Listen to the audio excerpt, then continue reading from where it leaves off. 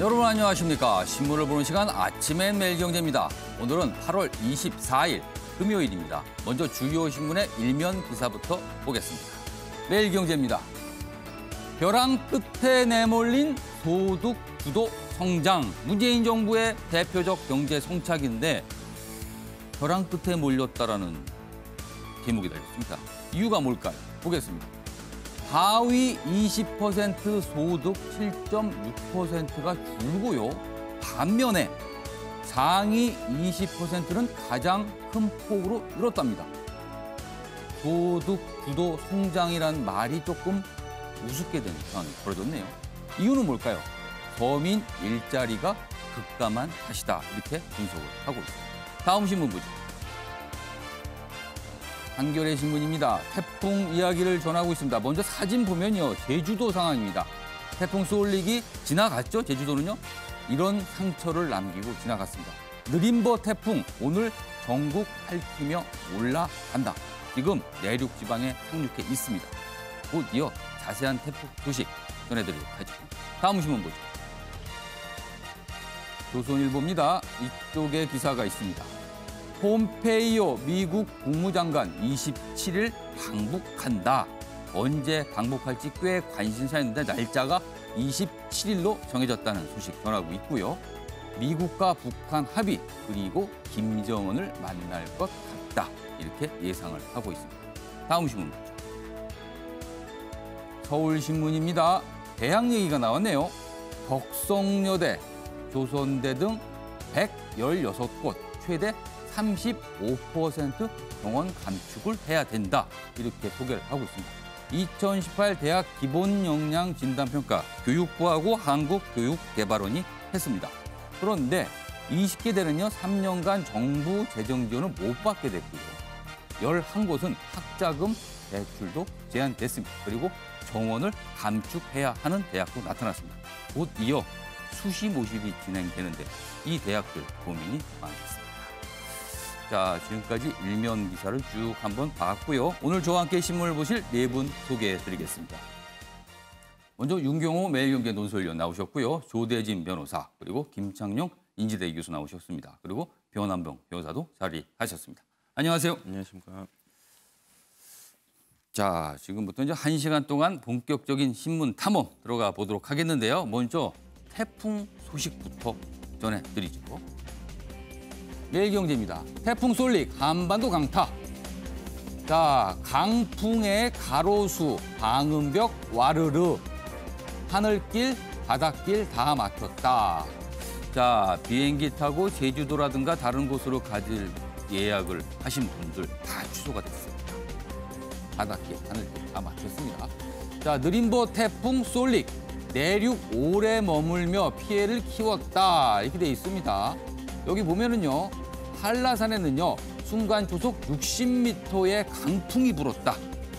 대단한 바람입니다. 그리고 광주, 전남 지역도 직접 영향권에 들어갔고 300mm 물폭탄을 맞은 지역이 곳곳에 있다. 이렇게 전하고 있습니다. 그리고 오늘 오후에 동해로 빠져나갈 듯 이렇게 있습니다.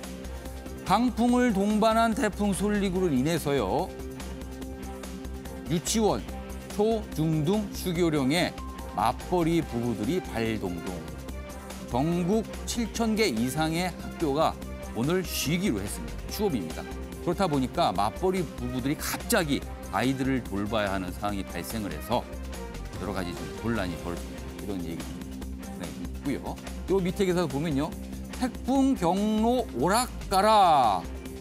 원래는요, 수도권을 관통한다는 얘기가 처음에 나왔다가 그리고 이후에 상륙 장소가요, 충청권이라는 얘기가 나왔다가 다시 호남 쪽으로 내려갔다가 뭐 이렇게 좀 경로가 오락가락했습니다. 이게 도대체 어떻게 된 건지 조금 이따가 저희가 전문가 전화 연결하는데 그때 자세히 좀 물어보죠. 옆에 기사도 보겠습니다. 태풍 쏠릭 오른쪽 극커브 쌍태풍 일본 쪽 시마론이 당겼다. 이렇게 돼 있습니다. 지금 여기 사진 좀 보죠. 여기 보면요. 여기 태풍 쏠릭의 모습이 있고요. 그 옆에 일본 쪽으로 가 있는 태풍 시마론 20호 태풍입니다. 태풍이 가까이 있다 보니까 서로 무언가 영향을 주고받고 아니면 서로 간섭을 하는 게 아니냐. 그래서 경로 예측이 이렇게 어려웠던 게 아니냐 이런 지적이 나오고 있거든요. 그래서 이 얘기도 꽤 지금 관심사로 나오고 있습니다. 그래서 그 관련 기사 여기 있는데요. 한국기상청 충남 36 일본에서는요 목포 치열했던 예보조이다. 그러니까 우리 기상청과 일본 기상청이 조금 예보를 다르게 했다 이런 얘기인데 결과적으로 보겠습니다. 당초 쏠릭이 충남 서해안을 거쳐 수도권을 관통할 것으로 봤지만 상륙 지점을 점점 남쪽으로 조정했다. 이게 우리 기상청이고요. 이에 앞서 일본 기상청은 태풍 쏠릭이 전남 목포 인근에 상륙할 것으로 내다봤다. 한국 기상청이 일본 기상청을 뒤늦게 따라간 셈이 됐다. 약간 아쉬운 대목 같기도 합니다. 여기서도 맞아요. 열받은 지구, 한반도에 느리고 강한 슈퍼 라르고 태풍이 온다. 이렇게 돼 있습니다. 이름이 특이합니다. 슈퍼 라르고. 라르고라는 거는 음악 용어죠. 매우 느리고 폭넓다 이런 뜻인데 태풍이 이렇답니다. 슈퍼급인데 라르고 형태로 온다는 거네요. 68년간 태풍 이동 속도가 10% 이상 감소했습니다. 그리고 한일 부근에서는요 평균 시속이 27km에서 18km로 떨어졌다. 극지방 태양열이 늘고 해수 온도 올라가서 바람 세기 약해지고 크기는 더 커졌다. 뭐 이런 얘기네요. 굉장히 과학적이고 복잡한 얘기인데 일단 관건은요. 느리고 넓게 오니까 피해가 클 수 있다. 이런 우려를 나타내고 있습니다. 자, 일단 태풍 얘기를 저희가 신문으로 봤는데 어차피 신문이 이게 어제 밤 그리고 오늘 새벽 정도까지 상황을 전한 거라서 이른바 좀 구문이 돼버렸습니다. 그래서 저희가 현장을 좀 연결해 볼 텐데요. 먼저 경기 수원천에 나가 있는 이재호 기자 연결하겠습니다. 현장 소식 전해주시죠.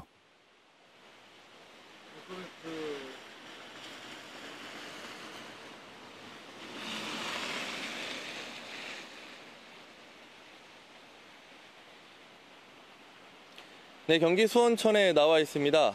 오전 출근 시간으로 접어든 가운데 이곳 경기 남부 지역에는 비가 계속해서 내리고 있습니다. 하지만 하천 수위가 높아지지 않을 정도로 이 많은 양은 아닙니다. 이 바람 역시 크게 불지 않고 있어서 이 태풍의 영향을 느끼기는 어려운 상황입니다. 이 경기도 전역에는 새벽 3시를 기해 태풍주의보가 발효됐는데요. 이 안전을 위해 경기도 내 9가구 30명이 주거지를 떠나 긴급 대피한 것으로 전해졌습니다. 30명의 대피자 외에 태풍으로 인한 피해는 아직까지 집계되지 않고 있습니다. 하지만 만일을 대비해 경기도는 도내 31개 지자체와 함께 비상근무 체제를 유지하고 있습니다. 경기 지역의 오늘 하루 강수량은 50에서 100mm 정도로 예상됩니다. 오늘 오전이 태풍의 최대 고비가 될 것으로 기상청은 내다보고 있는데요. 이 경기도는 시설물 피해가 우려되는 상황이니 주변 점검을 철저히 해 피해를 예방해달라고 당부했습니다. 지금까지 경기 수원천에서 MBN 뉴스 이재호입니다. 네, 이재호 기자 수고하셨고요. 그리고 서울은 과연 지금 어떤 상황인지 궁금합니다. 지금 한참 출근 시간대라서 걱정이 좀 되는데 서울 청계천에 나가 있는 민지숙 기자 연결하겠습니다. 민 기자 전해주시죠. 네, 저는 지금 서울 청계광장 앞에 나와 있습니다. 아침 출근 시간인 현재 태풍은 서울에 가장 가까이 다가와 있지만 빗방울만 간간히 떨어지고 있습니다. 당초 수도권을 관통할 것으로 예상됐던 태풍이 오른쪽으로 비껴나면서 서울은 위험 반경에서 다소 벗어난 상황입니다. 기상청에 따르면 예상 강우량 역시 30에서 80mm 수준으로 줄어들었습니다. 하지만 아직까지 서울 도심 곳곳에선 초속 10m 안팎의 다소 강한 바람이 불고 있습니다. 초속 24m에 달하는 소형 태풍의 규모가 유지되고 있어 빌딩 사이에 순간적으로 강한 바람이 불 수 있는 만큼 각별한 주의가 필요합니다.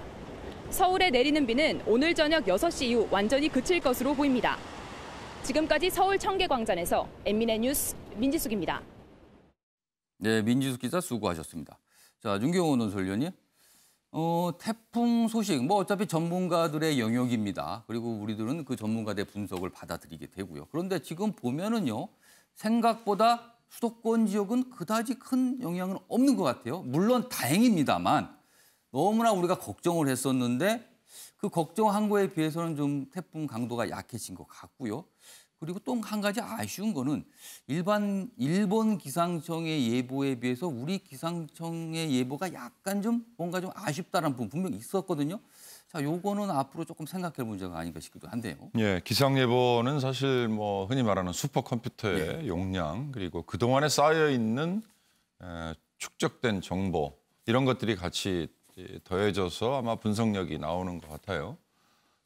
이걸 누가 잘 예측했느냐 이런 걸 가지고 어디가 잘했다 못했다 뭐 이런 거는 제가 보기엔 별로 중요하지 않은 것 같고 사실 이번에는 수도권을 관통할 수 있다. 예. 그리고 아주 역대급으로 센 태풍이다라는 것 때문에 수도권 관통하는 태풍이 그렇게 많지는 않거든요. 많지 않았습니다. 예. 그래서 뒤집어 보면 예. 그만큼 대비를 또 많이 했던 것 같아요. 예. 어제만 하더라도 국회에서 오늘 태풍 대비하는 뭐 관련 장관회의라든지 주무부처 장관들에게 준비를 하기 위해서 예결위 회의할 때 장관들을 뭐 예. 미리 돌려 보낸다든지 예. 오늘 미리 학교에 휴업령을 내린다든지 또 방송들이 뭐 재난 특보에 미리 예. 시간을 많이 할애한다든지 예. 이런 것들이 평소하고 좀 많이 달라진 것 같지 않습니까? 예. 그만큼 굉장히 준비를 준비가 잘 돼 있는 모습. 그렇습니다. 준비를 많이 했기 예. 때문에 피해가 덜한 점도 있지 않을까 싶고요. 다행히 지금 얘기처럼 진로가 예. 바뀌었기 때문에. 예. 그러나 지금 수도권 지역은 비나 바람이 세지 않아서 피해가 없다고 하지만 제주나 전남 남부 지역 이런 쪽은 상상할 수 없는 정도의 센 바람과 이미 비 때문에 핥히고 지나갔습니다. 그렇습니다. 그래서 그쪽은 지금 피해가 크기 때문에 예. 뭐 조심스러운 표현입니다만 이쪽에서는 피해가 없어서 다행이다 이런 얘기는 함부로 할 게 아닐 것 같아요. 네. 알겠습니다. 자, 그럼요. 이 태풍 쏠릭은요. 그동안 짐승으로 비유하면 뭐 호랑이급이다. 이런 얘기가 있었거든요. 그나마 지금 이 내륙 지방으로 올라오면서 세력이 좀 약해져서 좀 어떻게 될지 관심사긴 한데 여기서 전문가 연결해서 자세한 이야기 좀 들어보도록 하겠습니다. 윤기한 기상청 통보관 나와 계시죠? 예, 안녕하십니까. 기상청 통보관 윤기한입니다. 네, 오늘 전화 연결해 주셔서 감사합니다. 우선 궁금한 게 있습니다. 제주도에 상륙할 때만 해도요. 대단한 태풍이었습니다. 쏠릭. 그런데 내륙 지방으로 들어와서는 지금 소형급 규모로 좀 죽고 강도도 뭐 약으로 좀 줄었다 그러는데 어떤 이유가 있었길래 그럽니까?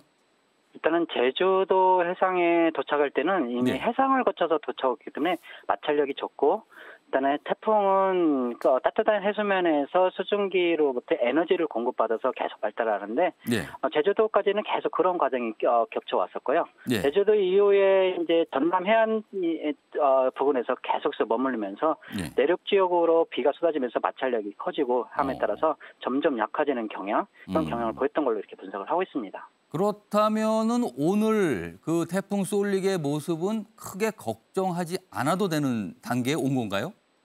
일단 지역마다 조금 틀린 양상인데요. 일단은 서쪽 지방은 조금 해안가를 제외하고는 바람도 약하고 비가 오더라도 그다지 걱정이 안 되는데 일단은 부산이나 전남 해안 그리고 경상 동해안 쪽은 바람은 계속 해안가 쪽에서는 계속 오전까지는 계속 불골로 20m 안팎의 바람은 불골로 예상을 하니까 주의를 해야 하고요. 비는 특히 강릉 쪽에 태풍에서 생긴 비구름하고 태풍으로 인해서 들어오는 동풍이 백두대간을 만나면서 상승을 하면서 두 구름대가 증폭이 되어 많은 가능성이 있습니다. 아직도 집중호우 가능성이니까 이 지역에서는 계속 지금 주의를 하셔야 합니다. 그리고 지금 현재도 시간당 20mm 이상의 집중호우가 내리고 있으니까 특히 주의를 하셔야 합니다. 경남 강원 쪽에서는 이 강풍에 좀 걱정을 좀 해야 된다 그런 말씀을 하셨고요. 그런데 이 태풍 쏠릭 굉장히 변화무쌍합니다.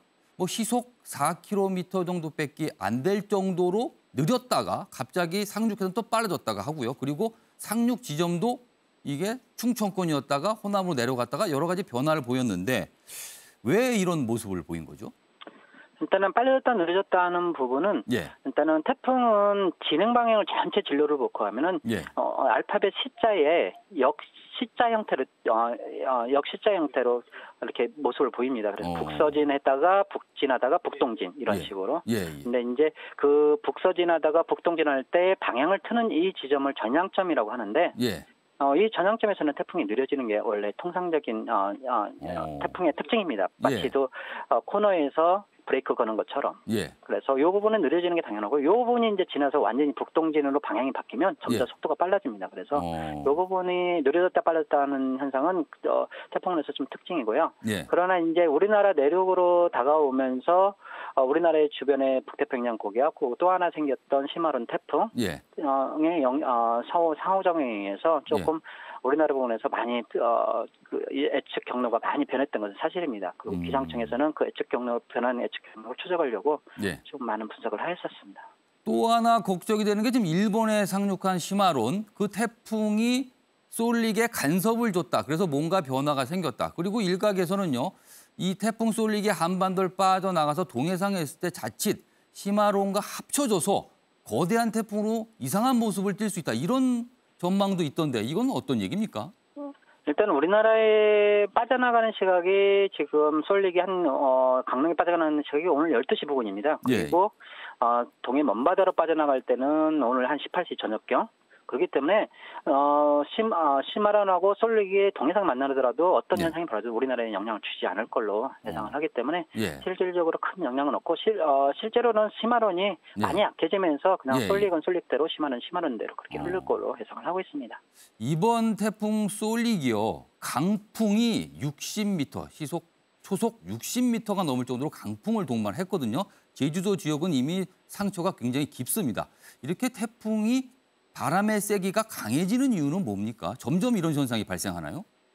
예, 일단은 아까 말씀드린 것처럼 그 바람도 하나의 운동인데 그 운동할 때 에너지를 어디서 얻느냐가 문제입니다. 근데 태풍 같은 경우는 따뜻한 해수면에서 얻게 됩니다. 우리가 물을 끓일 때 열을 가해서 물을 끓이면 수증기로 변하는 것처럼 그 물에서 수증기로 변하면 열이 필요한 건데 거꾸로 수증기에서 물이 자면 열이 나옵니다. 그래서 그 열이 운동 에너지로 바뀌어서 바람으로 이렇게 바뀌는 건데요. 그러면은 수증기가 어디 있었냐 하면 따뜻한 해수면에 수증기가 많이 공급이 돼서 그게 구름으로 변하면서 열 에너지로 나와서 운동 에너지로 바뀌었다는 거거든요. 그래서 따뜻한 해수면이 그리고 우리나라 주변의 기압계 따뜻한 공기층이 그런 역할을 하지 않나 이렇게 판단을 하고 있습니다. 그렇다면 이번 여름에 이례적인 폭염과 태풍의 강도, 강풍과는 연관이 있는 겁니까? 일단은 직접적인 연관의 관련성은 분석을 해봐야겠지만 일반적으로는 연관성이 있을 걸로 이렇게 보고 있습니다. 태풍이 생기는 철은 여름철이고 따뜻한 여름철이고 특히나 이 따뜻한 여름철에 해수면이 높을 때는 태풍의 발생 빈도도 높고 또는 북태평양 고기압이 살짝 빠졌을 때 폭염 다음에 살짝 빠졌을 때 태풍이 북태평양 가장자리를 따라서 오기 때문에 연관이 있다고 보실 수 있습니다. 앞으로 이 폭염이 상시화된다는 전망이 많은데 그렇다면 태풍도 역시 강해진다는 얘기가 되는데 좀 걱정스러운 부분이긴 합니다. 그리고 태풍 쏠릭이 태풍의 길을 열었다. 그러니까 앞으로 태풍이 계속 한반도 쪽으로 많이 올 것이다. 이런 전망도 있어요. 그렇다면 앞으로 이른바 9월 태풍 가능성이 있는 겁니까? 일단은 열었다는 개념부터 조금은 설명을 해드리면요.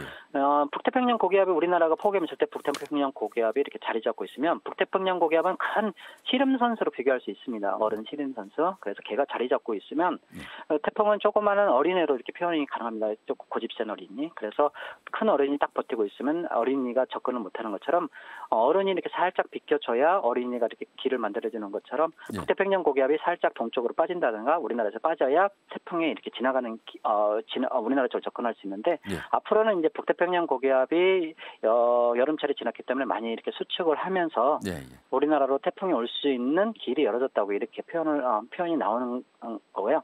실제로 이제 9월에 정도는 북태평양 고기압이 일본 쪽으로 빠져 있기 때문에 9월에 생기는 태풍들은 언제든지 우리나라로 올 수 있습니다. 그리고 기상청에서는 올해 9월 달이나 10월 달에 태풍이 만들어질 경우 하나 정도는 다시 영향을 주지 않을까 이렇게 판단을 하고 있습니다. 태풍이 그럼 가을 태풍 가능성도 좀 있긴 있는 거군요. 마지막 질문 좀 드리겠습니다. 약간 조심스럽기는 한데요. 사실 이번에 태풍 경로와 관련해서 기상청의 예보가 좀 계속 변경이 됐습니다. 그래서 이 부분 가지고 기상청이 조금 더 세심한 예보를 해야 되는 거 아니냐 이런 지적을 좀 나올 수 있을 것 같아서 질문 좀 드리겠습니다. 이걸 좀 어떻게 좀 보시나요? 그 지적은 저희가 좀 진지하게 심각하고 반성하면서 받아들이고요. 일단은 하나는 태풍의 진로는 이렇게 변경하는 게 맞습니다. 원래는 왜냐하면 태풍이 살아있는 생물체이기 때문에 자연으로 인해서 생물체처럼 계속해서 현재 조건이 바뀌면 미래 조건이 바뀌게 돼 있습니다. 그래서 태풍은 항상 우리가 최선의 확률로만 일단 예보를 하는 거고 가장 가능성 있는.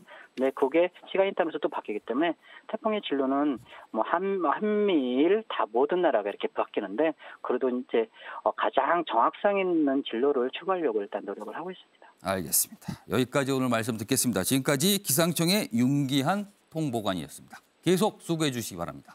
감사합니다. 네, 감사합니다. 자, 태풍 이야기 지금까지 쭉 해봤는데 조금 더 이어가 보도록 하죠. 그러면요, 박진아 아나운서가 태풍에 관한 여러 가지 이야기를 준비했는데 들어보고 이어가도록 하겠습니다. 네, 제19호 태풍 쏠릭이 한반도를 빠르게 관통하고 있습니다. 지난 20일 국제우주정거장에서 머물고 있는 항공우주국 나사 소속 우주비행사 리키 아놀드가 자신의 SNS에 태풍 쏠릭의 모습을 공개했는데요. 안전을 당부한다라는 말과 함께 이렇게 글을 남겼습니다. 이렇게 아놀드가 직접 촬영한 사진을 보면 거대한 태풍이 밀고 있는 걸 볼 수 있습니다. 태풍 쏠릭이라는 이름은 미크로네시아어로 전설 속의 족장이라는 뜻인데요. 태풍의 이름은 아시아 태풍위원회의 14개 회원국들로부터 이름을 제출받아 번갈아 쓰고 있습니다. 각국의 고유 언어로 만든 이름을 10개씩 제출받는데요. 제출국가 명칭의 알파벳 순서로 차례대로 사용하고 있습니다. 그렇다면 과거 한반도를 강타한 역대 악명 높던 태풍들엔 어떤 게 있을까요? 우리나라에서 가장 많은 목숨을 앗아간 건 태풍 사라였는데요. 1959년 9월 15일 나흘 동안 모두 849명이 숨지거나 실종됐습니다. 재산 피해를 놓고 보면 지난 2002년 발생한 태풍 루사인데요. 약 5조억 원의 재산 피해를 냈습니다. 또 가장 강한 바람은 매미였습니다. 당시 순간 최대 풍속이 초속 60m로 관측됐습니다. 자, 지금까지 태풍 소식 쭉 이어가 봤는데요. 방송 후반부에 태풍과 관련해서 좀 더 자세한 순서 마련했습니다. 그때 다시 이어가도록 하겠습니다. 자, 이번에는 신문 읽기로 들어가 보겠습니다. 여기 보면은요, 굉장히 관심을 끈 재판입니다. 개에 물린 초등생에 5,300만 원 배상하라. 법원 판결이 나왔습니다. 어떤 내용인가 하면요. 의정부지법 민사6 단독은 23일 개주인 기혁 씨가 가입한 보험사는 위자료 3천만 원과 치료비 2,300만 원 등 총 5,300만 원을 지급하라 이렇게 판결했습니다. 어떤 일이 있었냐면요. 이렇습니다. 2015년입니다.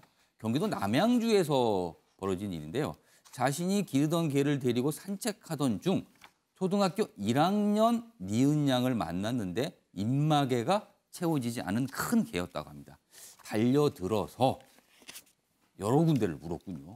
귀와 등 등을 물렸는데 18일간 병원에서 입원 치료를 받았습니다. 그 이후에 정신적 충격으로 미술치료, 최면치료 등을 받았으나 당초 제시했던 보험금에 대해서 부모 측에서 이의 제기를 했는데 이 정도 수준의 배상을 해야 된다 합니다.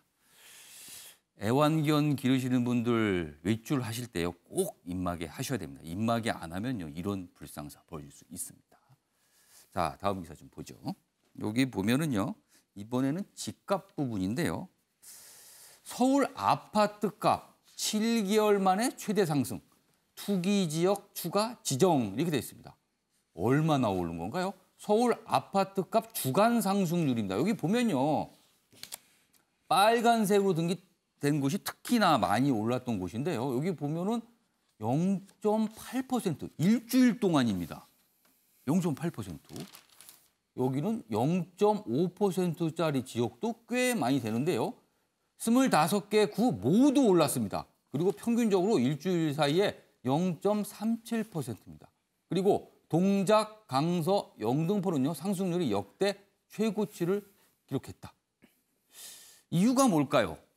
전방위 규제가 불안 심리를 자극을 해서 수요가 몰리고 있다. 이런 분석이 나오고 있고요. 그러나 중개업자들은요. 지금은 비정상적인 상승이다. 이렇게 얘기를 하고 있습니다. 자, 김창윤 교수님. 서울 집값 최근 상승률 심상치 않습니다. 약간 걱정되는 부분이 있어요. 네. 지금 이 보도로 봐서는 서울 집값을 분명히 잡는다고 정부가 각종 규제 대책을 세워놨는데 그것은 마치 비웃기라도 하듯이 그렇습니다. 주간에 이 정도 0.37% 올랐다는 굉장히 많이 오른 것이거든요. 그런데 이제 정부가 또다시 이 규제책을 더 이제 투기 지역을 더 강화하겠다, 확대하겠다 이런 것을 내놓고 있는데 지금 이 대응을 보면 과연 이리서 잡힐까 하는 의구심을 많이 내놓고 있어서 이 심리를 굉장히 불안하게 만들기 때문에 지금 전문가들도 이건 굉장히 비정상적인 현상이다 이렇게 분석을 하고 있기 때문에 정부의 앞으로의 근본적인 규제책이 어떻게 나오는가가 앞으로 이런 심리와 맞물려서 현상적으로 나타나지 않을까 싶습니다. 지난해부터요 정부가 집값을 잡기 위해서 대책을 계속 내놓고 있는데 그 대책, 정책의 목표를 달성하지 못하고 있는 셈이 돼버렸습니다. 그 정책의 방향이 과연 맞는지 좀 꼼꼼히 점검을 해야 되는 상황이 아닌가 싶기도 합니다. 다음 기사 보죠. 이번엔 좀 정치권 기사입니다. 독일에 있다던 안철수, 박주원 만나 안심 논란 재현이다. 바른미래당 전당대회 앞둔 시점에 안측 내주 출국 전에 인사한 것뿐이다라고 안심 논란 그런 거 아니다라고 얘기를 했어요. 그러나 보기에 따라서는 상황이 좀 묘해 보이기도 합니다. 여기 자세한 내용이 있어요. 안 전 의원 측이 출국 일정을 공개한 것은 지난 21일 오후 자신의 싱크탱크 미래 사무실에서 박주원 전 국민의당 최고위원을 만나고 나오다 언론사 기자에게 발견된 일과 무관하지 않다. 그러니까 굳이 그동안 아무 얘기도 안 했는데 언론을 통해서 공개가 되니까 이렇게 출국할 것이라고 일정까지 밝혔어요. 그런데 여기서는요. 당내에선 안 전 의원이 전당대회에 영향을 미치기 위해 국내에 머물렀다는 안심 논란이 불거졌다. 왜냐하면 박주원 전 최고위원을 만났거든요. 이번에 전당대회 출마한 분인데. 그래서 논란이 벌어지고 있어요. 여기 보겠습니다. 관련 기사입니다. 안철수 내주 독일로 최소 1년 머무를 듯. 기자 피한 이유에 대해서는 언론 노출을 원치 않아서 이렇게 해명을 했습니다.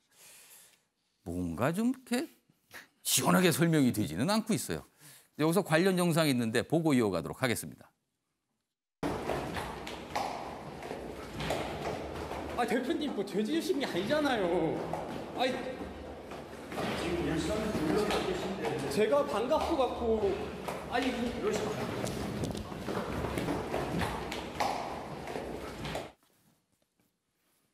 네, 조대진 변호사. 네. 글쎄요, 저 모습도 참 여러 번 저도 봤습니다만 좀 이상해 보이기도 하고요. 네. 그리고 그 당시 사무실에서 이제 박주원 전 최고위원을 만났다. 이게 또 뒤늦게 알려진 거거든요. 네. 안철수 의원 대선 주자까지 하신 분인데 조금 행보가 그다지 이렇게 개운해 보이진 않아요. 그렇죠. 뭐 한국에 있을 수도 있고 한국에 있었다는 사실이 뭐 그렇게 뭐 이렇게 뭐 문제가 그렇죠. 될 것도 아닌 것 같은데. 문제가 될 일도 아닙니다, 사실. 만나서 그냥 기자에게 내가 왜 뭐 다시 들어올 수도 있었다, 뭐 비자 때문이었다, 준비하려고 다시 왔다라고 설명을 해버렸으면 오히려 이런 논란이 없었을 텐데 그 기자를 보고 마치 뭔가 잘못한 것처럼 도망치는 듯한 모습이 이게 나옴으로써 더 이렇게 더 꼬이게 된 것 같거든요.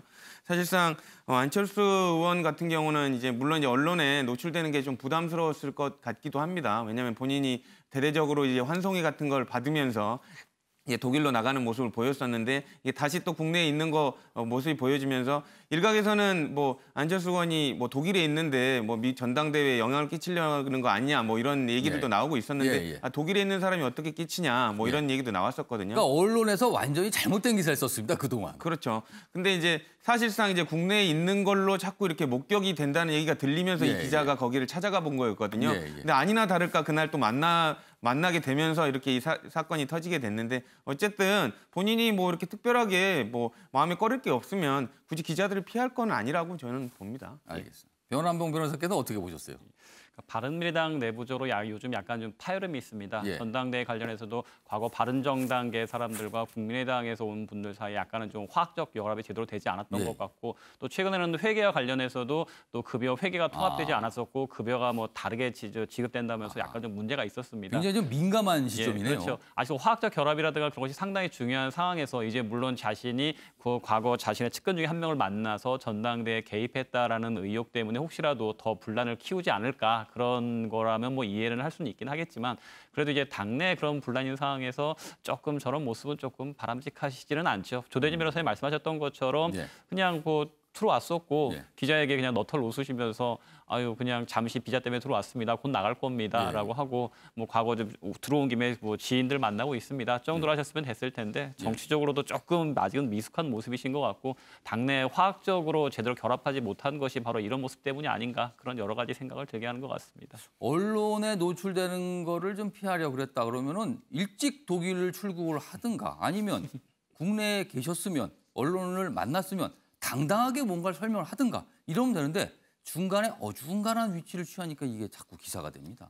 저희도 자꾸 다루게 되고. 다음 기사 보죠. 마지막 토론, 태풍에 날아가자. 대의원 표심 단속 돌입했다. 민주당 정당대회가 내일입니다. 그런데 어제 원래는 마지막 토론회가 있었는데 태풍 때문에 취소가 됐어요. 그렇다 보니까 다른 일을 해야겠죠? 표심을 얻어야 되니까. 뭐 그런 얘기를 전하고 있는데요. TV 토론회 긴급 취소되면서 대의원들 만나고 전화하고 현장서 진행되는 대의원 투표 반영 비율이 무려 45%나 됩니다. 당락을 가르게 되죠. 그렇기 때문에 굉장히 신경을 쓰고 있다. 이런 얘기인데요. 기사 중에 이런 얘기가 있습니다. 약간 경쟁이 격화되다 보니까 이제 당대표 후보 3명 사이에 뭔가 이게 갈등 뭐 이런 게 좀 벌어지고 있습니다. 23일에는 지지 문자를 두고 공방을 벌였다. 대의원들에게 지지 문자를 보내면서 다른 후보를 깎아내리거나 현역 의원들의 이름을 넣은 것을 문제 삼았다. 그러니까 지지를 호소할 때 문자에다가 저를 지지해 주십시오라고 하면 되는데 경쟁 후보 이 사람은 이런 게 문제입니다. 그리고 다른 사람 이름을 거론하면서 이 사람이 저를 지원하고 있습니다. 이런 걸 써서 경쟁 후보들이 발끈하고 있다. 이런 내용. 이건 쓸데없는 조대진 변호사. 이거는 안 해도 되는 일을 해서 또 오히려 논란이 되네요. 그렇죠. 당내 선거기 때문에 서로 깎아내려봤자 당에 도움이 안 된다는 건 아실 텐데 이제 워낙 절박한 마음 때문에 조금 이렇게 공격들을 하는 부분이 좀 이루어지는 것 같습니다. 뭐 저도 문자를 많이 받고 있는데 어쨌든 상당히 조금 이렇게 자기를 어필하기 위한 노력들이 보이는 건 사실입니다. 근데 당원들이 봤을 때 서로 이렇게 건강한 그 경쟁을 하는 게 더 이렇게 모습이 좋아 보이지 깎아내리거나 이런 모습들은 결국에는 표를 잃는 거, 지지율을 깎아먹는 거라고 생각을 하셨습니다. 조대진 변호사는 좀 민주당 쪽에서 일을 하시니까 그런 문자 받으시면 영향을 좀 받습니까? 일단은 문자가 너무 많이 오기 때문에요. 너무 많이 오기 때문에 일단 뭐 자세히 볼 겨를은 없었는데 제목만 보고 그냥 넘어가 버리겠네요. 그렇죠. 이제 뭐 내일이니까 그 내용 자체를 이제는 좀 한 번에 몰아서 지금 보고 있는 상황입니다. 몰아서 보니까 아무래도 영향은 좀 덜 할 것 같네요. 아무래도. 알겠습니다. 자, 이번엔 김동연 경제부총리 얘기 최근 며칠간 계속 나오고 있는데 오늘도 좀 있습니다. 보겠습니다. 김동연, 필요하면 적절한 시기에 책임질 것. 어제 국회 기획재정위에서 답변을 했습니다. 출석을 하면서 답변을 했는데 뭐라고 얘기했냐면요. 이런 얘기를 말입니다. 여러 경제 성과나 어려움에 대해 책임을 져야 한다면 제가 지겠다. 자리에서 물러날 필요가 있다면 물러날 수 있다. 이런 말입니다. 또 여기도 있습니다. 지금 일자리로 어려움을 겪는 국민들을 생각하면 당장 책임을 지는 게 도리지만 여러 가지 면에서 책임을 회피하지 않겠다. 이게 듣기에 따라서는요. 여러 가지 의미로 좀 해석이 돼서 아무튼 뭔가 책임질 때가 되면 책임지겠다 이런 말을 합니다. 자, 김동연 경제부총리의 모습 영상으로 준비했습니다. 보시죠. 이 최근에 이 고용 문제를 포함한 경제 문제에 있어서의 책임을 제가 지는 것이고 또 그 같은 책임을 지는 상황에 대해서 조금 더 책임을 회피할 뜻이 없다는 어려움을 뚫고 나가라라는 대통령 말씀이 있으셨죠. 그렇습니다. 근데 뭐 책임의 문제는 진짜 책임감을 가지고 더 열심히 하겠다 그런 뜻이지. 이를테면 뭐 책임지고 뭐 그만두겠다 그런 뜻은 전혀 아니잖아요. 일자리로 어려움을 겪고 계신 국민들을 생각하면 지금 당장은 책임을 지는 것이 도리다. 그렇지만 여러 가지 그런 면에서 책임을 지고 회피하지 않겠다 이런 뜻으로 제가 드린 말씀입니다. 자, 김동연 부총리의 말 들어봤는데요. 그런데요, 지금 방금 본 기사는 책임질 시기가 되면 책임지겠다, 연연하지 않는다 이 말을 했거든요. 어제입니다. 그런데 이런 기사가 나오네요. 한국일보입니다. 김동연 지난 주말 사의 표명. 이미 그만두겠다는 의사를 나타냈답니다. 그런데 문 대통령이 직을 거을라 그러면서 반려했다. 이건 새로운 뉴스입니다. 내용을 좀 자세히 보죠. 장하성 청와대 정책실장과 불화설이 나오던 김동연 경제부총리, 문재인 대통령에게 지난 주말 사의를 표명했던 것으로 뒤늦게 확인됐다. 근데 문 대통령은요, 이 사의 표명 다음 날, 그렇죠, 청와대에서 회의가 있었습니다. 결과에 직을 건다는 결의로 임하라. 그러면서 재신임한다는 메시지를 공개적으로 얘기했다. 이렇게 돼 있네요. 그래서 대통령의 그날 발언이 굉장히 강력했던 거군요. 유경호 의원님, 이제 보니까 대충 궁금증이 풀립니다. 글쎄요. 저도 과거에 다른 정부이긴 하지만 청와대 출입 기자를 해봤어요. 예. 대통령제 하에서 장관의 진퇴는 본인이 결정하지 않습니다. 그렇죠.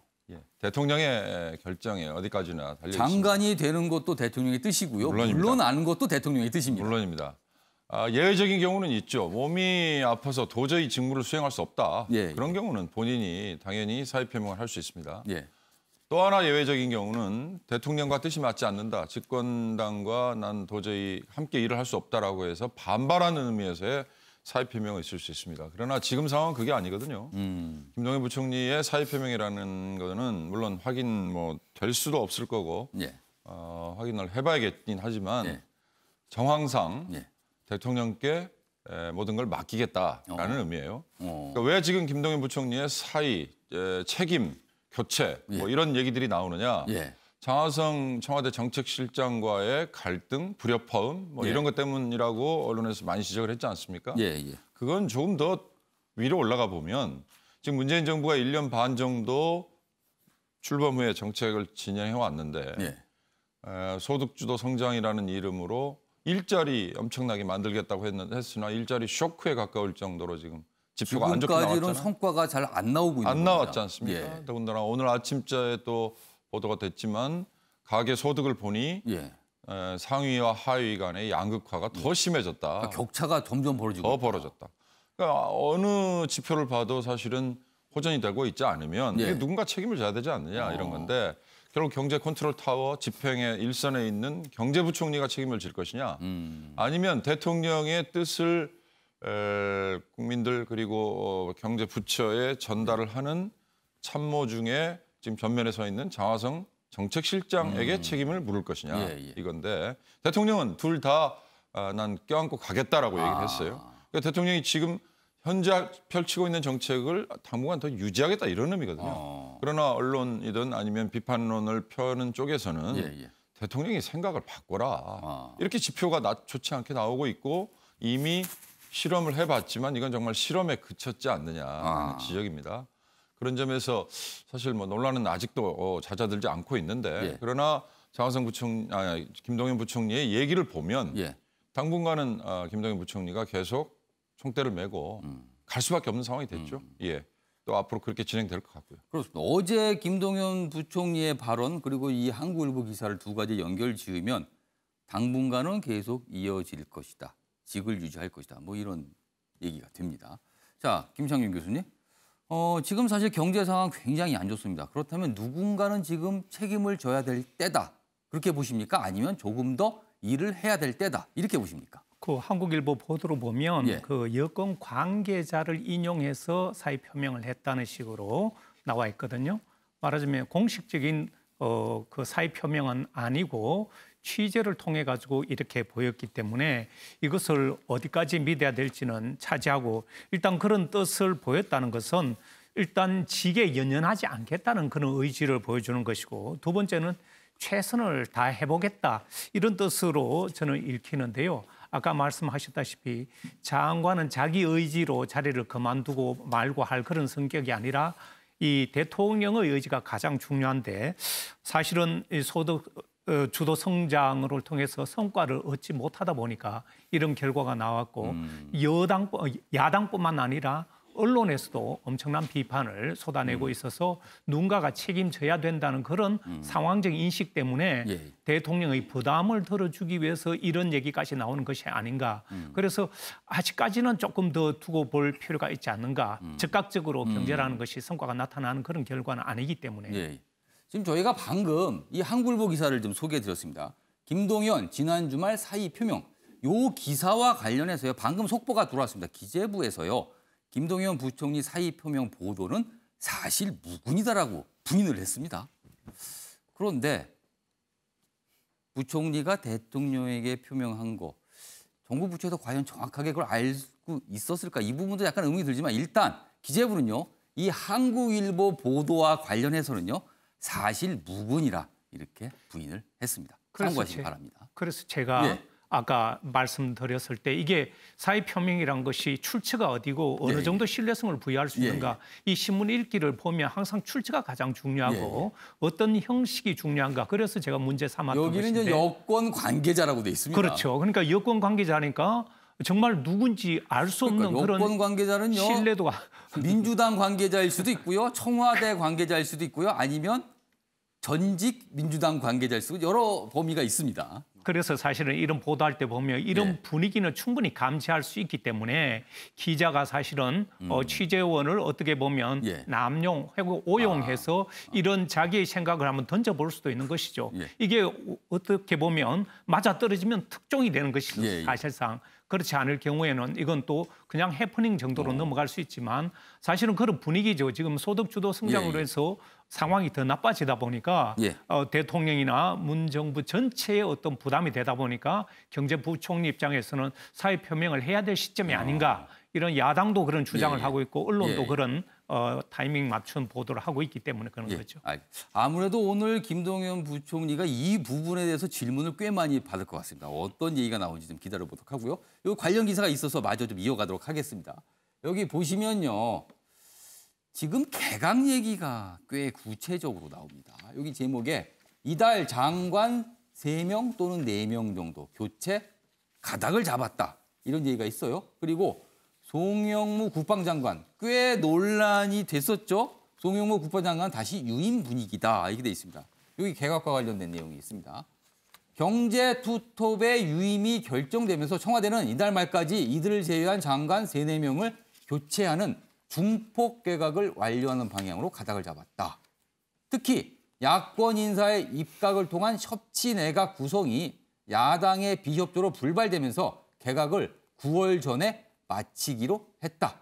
그러면서 후보들이 나옵니다. 일단 업무평가 하위권이었던 고용노동부, 여성가족부가 교체 1순위다. 그리고요. 여기 또 있습니다. 산업통상자원부 장관도 원전 등 에너지 정책 논란이 일단락된 만큼 교체될 가능성이 있다. 다만 송영무 국방장관은 유인 분위기다. 이런 얘기가 나와서 좀 개각 얘기가 꽤 구체적으로 지금 여기에 거론이 되고 있습니다. 자, 유경호 논설위원님. 개각. 청와대는 일단 개각 가능성이 있다라고 어제 설명을 했습니다. 그렇다면 어느 정도인가 그리고 누가 대상인가 이게 관심입니다. 그렇습니다. 그러나 현재로서는 정말 아무도 알 수 없습니다. 개각 관련한 보도치고 과거에 제 경험도 그렇고 언론에서 제대로 맞춘 경우는 드물어요. 의도적으로 청와대에서 흘리지 않는 한은 사실은 미리 그걸 감지하는 건 쉽지 않습니다. 김영삼 대통령 시절에는 언론에 나오면 이걸 바꿔버리는 경우도 있었어요. 지금은 그러면 어느 부처를 몇 명이나 바꿀 것이냐가 관건인데 왜 그러면 장관들을 교체해야 되느냐를 잘 따져봐야 될 겁니다. 이를테면 대통령 입장에서, 임명권자인 대통령 입장에서도 그렇고 그걸 또 국민들이 볼 때에도 이 장관은 이러이러한 점 때문에 지금 바뀔 때가 됐구나라고 공감을 해야 되거든요. 예를 들어서 뭐 한동안 얘기 나왔던 환경부 장관, 폐쓰레기 뭐 수거 문제 관련해서 사실 굉장히 공분을 샀지 않습니까? 교육부총리 대입제도 개편과 관련해서 공론화 뭐 운운하면서 굉장히 우왕좌왕하는 모습을 보였잖아요. 그렇게 국민들이 보기에 이건 좀 문제가 있는 것 같다라고 하는 딱 그런 장관들은 바꾸는데 공감을 할 거예요. 그러나 그렇지 않고 장관을 바꾼다. 예를 들어서 분위기 전환용 때문에 장관을 바꾼다. 이건 그 후에 후폭풍이 더 생길 수 있고요. 예. 그리고 요즘은 도덕적인 잣대가 아주 높아져 있기 때문에 예. 장관 후보로 지명을 한다 한들 청문회 때문에 생기는 잡음이 만만치 않습니다. 청문회 통과하기가 참 어렵습니다. 그렇습니다. 요즘에는. 지금 잠시 이제 8월 임시국회 끝나고 나면 바로 추석 그리고 정기국회로 접어들고 예산 뭐 처리해야 되죠. 또 남북 정상회담 지금 앞두고 있죠. 사실 이런 상황에서 인사청문회 한다고 장관 몇 명 바꾼다고 해서 인사청문회 한다고 또 온 관심이 거기에 집중된다. 제가 만약에 여권의 정무 쪽에 관여를 한다면 그 사서매를 그렇게 볼 이유는 없지 않을까 싶어서. 그렇다면 윤경호 위원이 만약에 그런 어떤 결정할 수 있는 위치에 있다면 지금은 때가 아니다. 때가 아닐 뿐더러 만약에 한다 하더라도 최소화하지 않을까. 저는 그렇게 보고 있습니다. 변한병 변호사, 지금 청와대 쪽 설명에 의하면 9월이 오기 전에 일단 개각 중폭에 3명 또는 4명 정도의 장관 교체 가능성이 있다라고 얘기가 나오고 있어요. 그런데 9월까지 얼마 안 남았습니다, 사실은. 그리고 9월 들어서는요, 이 한반도를 둘러싼 외교 상황이요, 굉장히 일정이 많고 빠르게 돌아갈 거거든요. 그래서 과연 이게 현실적으로 가능하겠느냐 이런 얘기도 나옵니다. 그러니까 언론에서 보도되는 것처럼 중폭 개각이 쉽지는 않을 거고 저 역시도 소폭 개각을 예상할 수밖에 없는데 사실 김동연 경제부총리를 경질할 경우에는 정책 실패를 자인하는 것이기 때문에 쉽지는 않을 겁니다. 그래서 한간에 나왔던 얘기가 김동연 경제부총리는 입각할 당시에도 야당에서도 상당히 찬성을 했었거든요. 실물 경제를 잘 알고 있다. 근데 이제 그분은 혁신 성장을 주장했었고 최저임금의 속도 조절을 주장하면서 실물 경제를 많이 반영했습니다. 장하성 실장의 소득주도 성장과는 좀 결이 다르거든요. 근데 이제 정부에서는 소득주도 성장과 혁신 성장 모두 다 우린 진행할 수 있다라는 입장을 이야기했었기 때문에 지금 둘 중에 한 방향을 경질한다라면 정책 실패를 자인한 것밖에 안 될 겁니다. 또 얘기 나온 것처럼 국방부 장관 같은 경우에도 송영무 국방부 장관의 솔직히 현실적으로 대체제가 마땅치 않습니다. 여당에서는 청와대에서는 그 국방부 장관을 만약 경질한다라면 비육사가 돼야 될 것이고 기존의 기득권이 아니어야 될 것이고 개혁적인 코드를 가지고 있어야 된다는 여러 가지 조건이 있는데 사실 그에 부합하는 인물이 많지가 않습니다. 그런 조건을 다 맞추기는 정말 어렵겠네요. 그러니까 송영무 국방관 같이 해사고 그나마 개혁적인 성향으로 청와대와 교감할 수 있다라는 대체를 찾는 것이 쉽지 않기 때문에 그 국방부 장관에서도 현실적인 난맥상은 있고 물론 첫 민간인 출신의 국방장관이라는 이름도 있긴 하겠지만 그런 사람을 찾기가 쉬울 것 같지는 않거든요. 그러니까 그런 식으로 하나씩 소거하다 보면 결국에 이 중폭 개각은 쉽지는 않을 것이고 또 우리 유 의원님 말씀하셨던 것처럼 추석 명절을 앞두고 괜히 청문회 정국으로 가게 되면서 도덕성 이슈가 나오게 되면 정권으로서는 또 한 번 좀 상당히 난코스가 될 수밖에 없습니다. 그러다 보면은 상징적으로 분위기 일신 차원에서 한두 곳 정도의 그 핀셋 개헌 내지는 소폭 개각 정도는 가능하겠지만 중폭 개각 내지는 분위기 쇄신은 오히려 되레 정부에 상당한 부담이 되지 않을까 그렇게 보여집니다. 괜시리 중폭의 개각을 했다가 오히려 더 이상한 일이 벌어질 수 있다. 이런 가능성 때문에 조금 신중하지 않을까 이렇게 전망을 해주신 거네요. 자, 조대진 변호사는 여기 나오신 4분 중에 유일한 여권 관계자십니다. 아까 한국일보 기사가 여권 관계자를 인용해서 김동연 부총리가 문 대통령에게 사의 표명을 했다 이렇게 돼 있는데 물론 기재부는 사실 무근이라고 부인을 했습니다. 자, 이 상황을 어떻게 보세요? 일단 뭐 기자가 전혀 없는 상황을 보도하지는 않았을 거라고 생각을 하는데 어쨌든 공식적으로 부인을 했기 때문에 공식적인 발표에 힘을 더 실어줘야 될 것 같고요.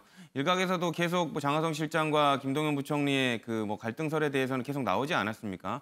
그리고 경제 정책이 이렇게 계속 순항을 하고 있으면 이런 갈등설도 없을 텐데 어쨌든 서민 경제에 있어서 조금 불편한 결과들이 나오고 있기 때문에 이런 얘기들이 나왔다고 보여지고요. 대통령께서 어쨌든 정리를 해주셨습니다.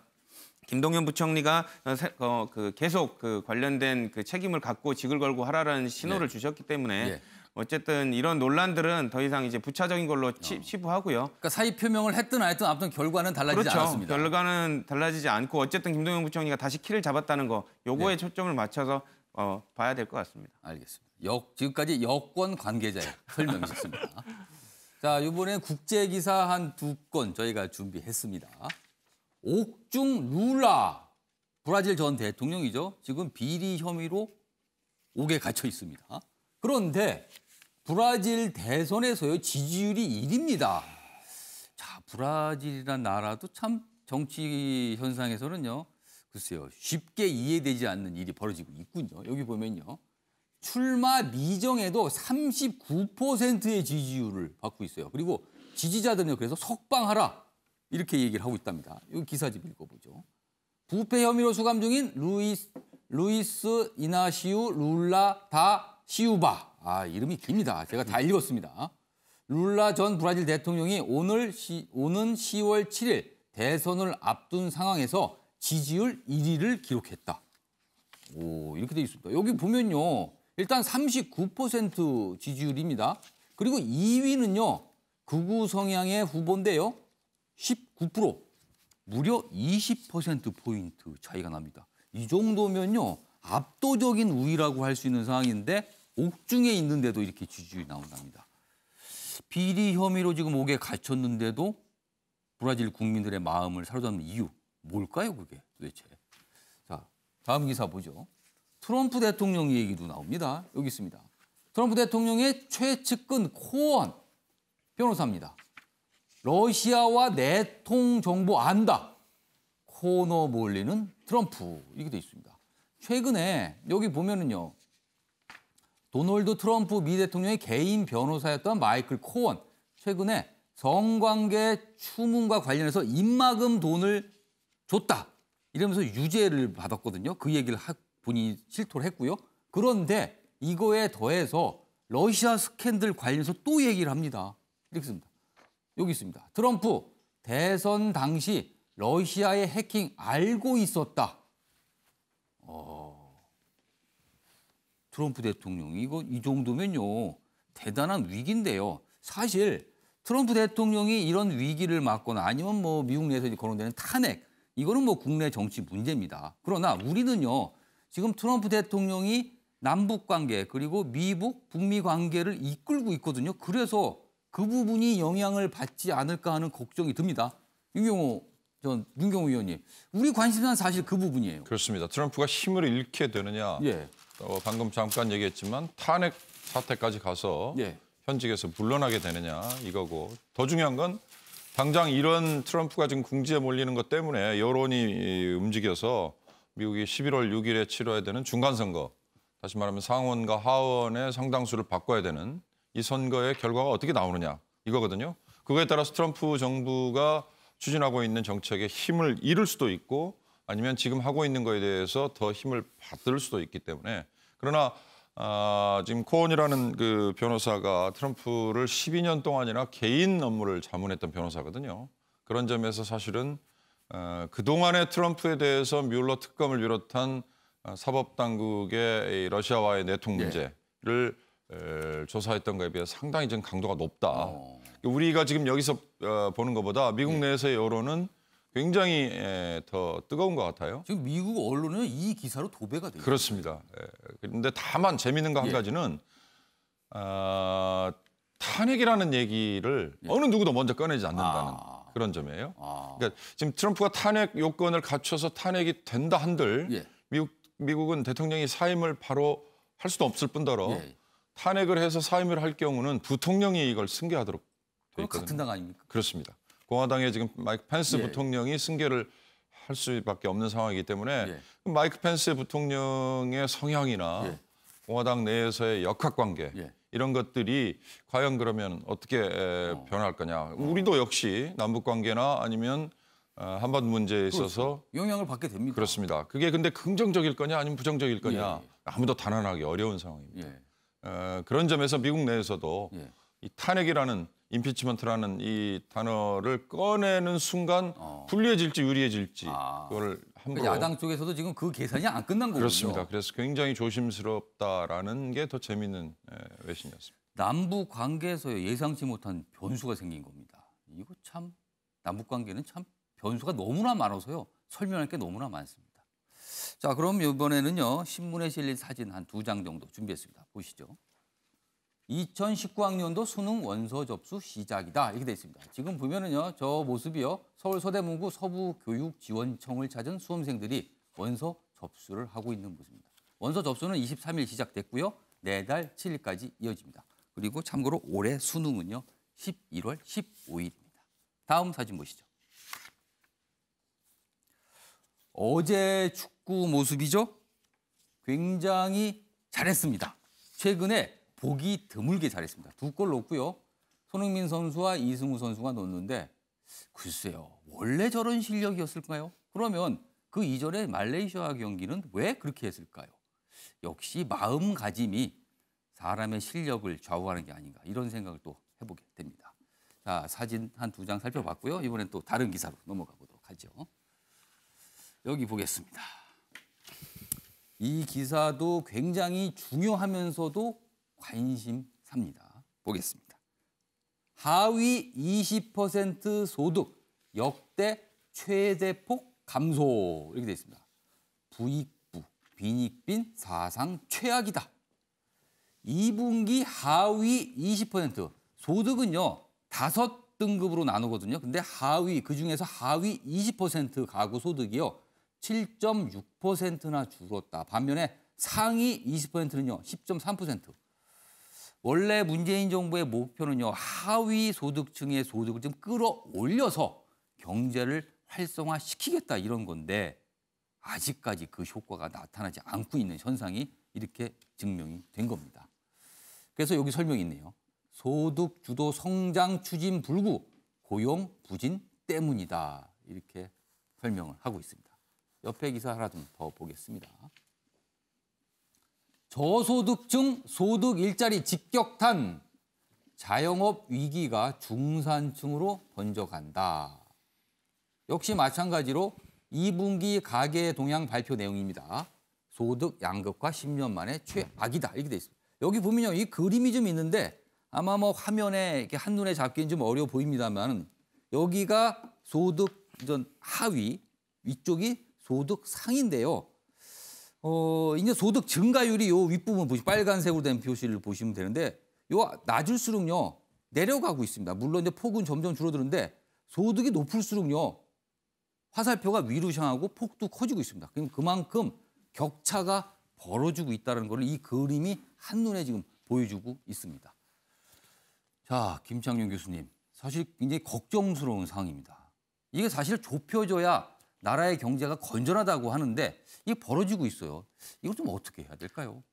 그래서 이 경제 전문가들의 얘기를 이렇게 보면 예. 이 소득주도 성장 정책의 실패로 이렇게 나타나고 있다고 얘기하는가 하면 또 예. 다른 책에서는 예. 그것이 아니라 일시적인 현상으로 예. 앞으로 이런 문제는 시간이 해결해 줄 것이다. 이런 양 주장이 맞서고 있는데요. 예. 최저임금을 상승하고 또 주 52시간 노동시간 단축 문제라든가 또 정규직, 비정규직을 정규직으로 전환하는 이런 과정에서 오는 어떻게 보면 성장통이다 이런 주장을 하고 있어서 저도 사실 이 부분은 양 전문가들의 입장을 예. 어떻게 판단해야 될지 정확한 분석이 안 나오고 있는데 예.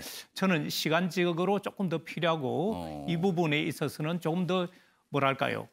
정책이 전반적으로 미칠 수 있는 그러한 기다림 내지 인내가 좀 필요하지 않을까 이런 생각을 해봅니다. 알겠습니다. 지금 설명을 해주셨는데요.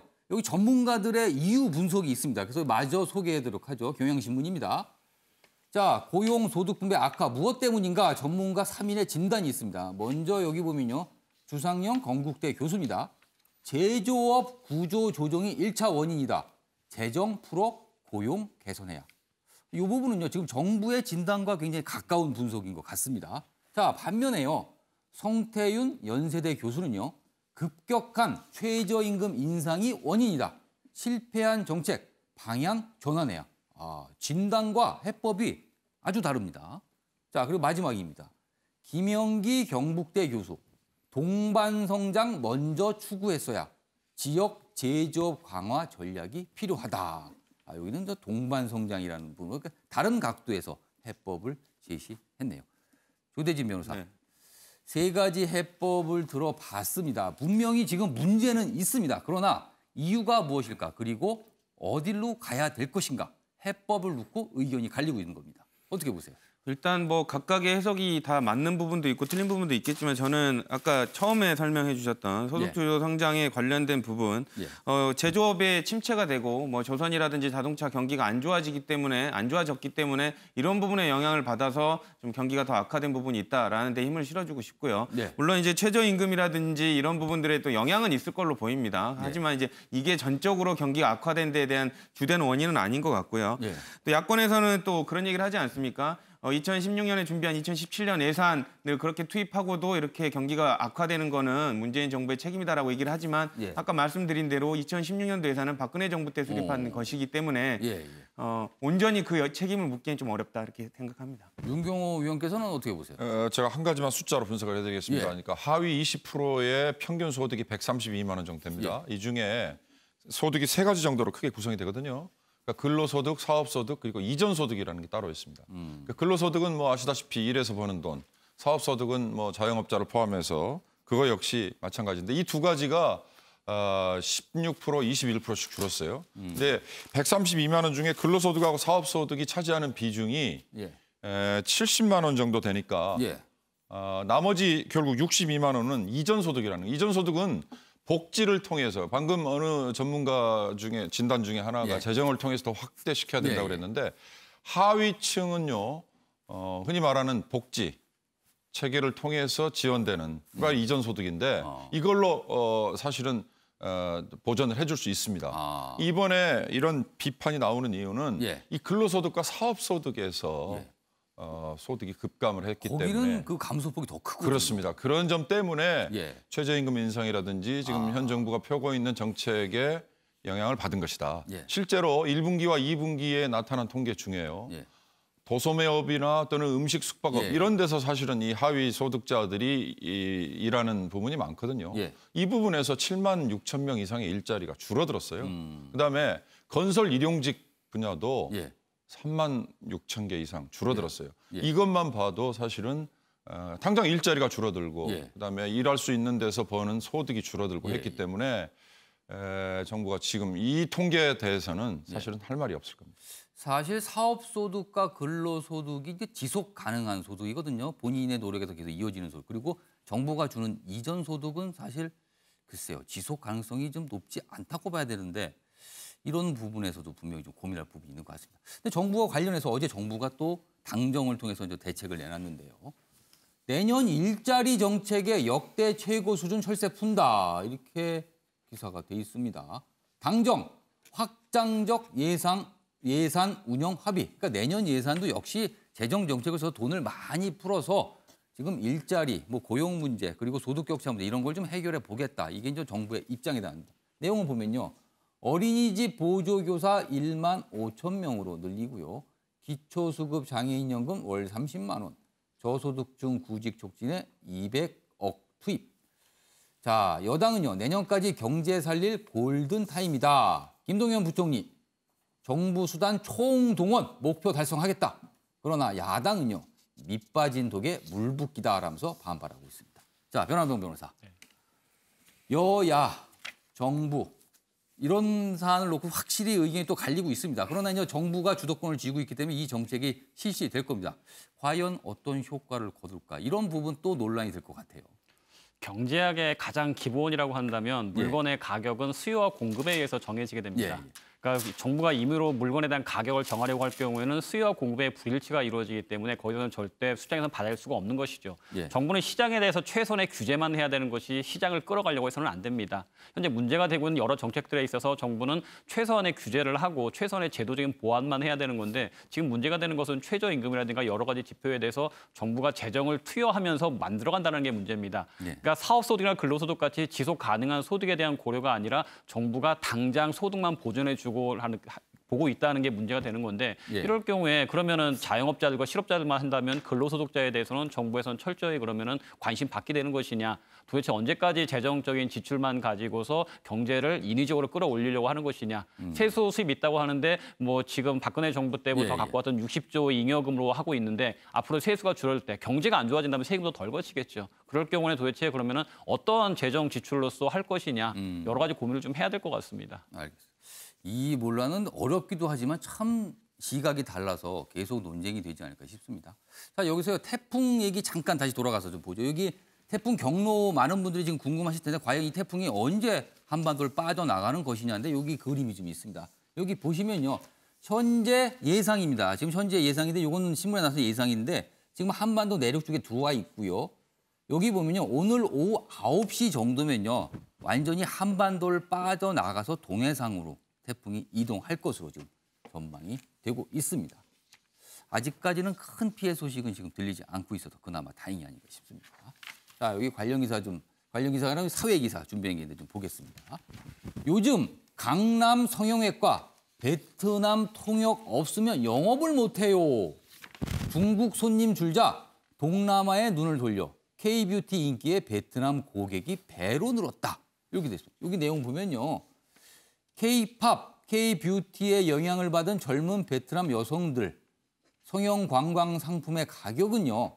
300만 원에서 1000만 원대로 작년 기준 베트남 1인당 국민소득 약 260여만 원인데 훨씬 비싸네요. 그럼에도 불구하고 최근에 베트남 여성들이 우리나라로 성형수술을 받으러 많이 온다고 합니다. 이런 일도 있군요. 여기 보면요. 경기 이기면 우대금리 실속 없네. 이렇게 됩니다. 은행들이요. 적금 상품을 내놓는데요. 이렇습니다. 야구 포스트 시즌 우승 땐 0.3%. 월드컵 축구 8강 진출 시 0.6% 우대금리를 주겠다. 문제는요. 좋습니다. 그런데 불확실성이 크답니다. 그러니까 10월 진짜 벌어질 가능성이 너무 낮아서 이게 무슨 마케팅이지 뭐 적용하는 사례는 거의 없다 그러네요. 그래서 오히려 합리적인 상품 선택을 방해한다. 이런 지적을 받고 있다 그러네요. 주목을 끌긴 하지만 실속은 없다. 소비자 입장에서는 좀 참고할 만한 내용이 아닌가 싶습니다. 자, 이 기사도 어제 나왔습니다. 대학들 큰 관심사인데요. 대학 살생부 지방대에 집중. 86개 대 구조조정. 교육부 기본역량 진단평가 걸고 왔는데 많은 대학들이 최출 유도 대상에 올랐다. 이렇게 돼 있습니다. 여기 마저 보죠. 살생부 대학 국가 장학금, 학자금 대출 불이익 받게 됐다. 수시부터 당장 지금 진행이 될 텐데 타격을 입는다. 그래서요. 116곳 정원 1만 명 감축을 해야 된다. 이런 얘기 있습니다. 윤경호 의원님. 대학들 사실 생존의 기로에 놓이는 게 분명히 보입니다. 그래서 이런 일도 벌어지고 있는데 앞으로 우리 대학들은 어떻게 길을 가야 될까요? 결국 지금 공급이 초과돼 있고 수요가 못 따라오니까 생기는 현상인데 정부가 지원해주는 직접적인 지원 그리고 지금 얘기한 국가장학금 이런 게 없어지면 사실 학생 모집에 제한을 받을 수밖에 없거든요. 그러니까 지금 제일 아픈 게 학생 모집에 지금 제한을 아마 가하는 것들일 겁니다. 그러면 대학 입장에서는 스스로 허리띠를 졸라매서 규모를 줄이거나 아니면 이건 뭐 제도적으로 뒷받침이 돼야 되지만 대학 간의 통폐합, M&A를 해서 경쟁력이 없는 대학들은 사실은 정리를 하고 또 지역별로 과다하게 있는 것들은 좀 통폐합이 되는 그게 유일한 방법일 텐데 타율적인 강제로 가능할지 아니면 대학들에게 자발적으로 하도록 하는 게 가능할지 좀 따져봐야 될 겁니다. 한 가지 추가하고 싶은 것은 대학들이 M&A를 할 수 있도록 제도적으로 좀 정비를 해줘야 될 겁니다. 알겠습니다. 자, 많은 기사 저희가 읽어봤습니다. 아침의 매일경제 오늘은 여기서 마칩니다. 시청해 주신 여러분 고맙습니다.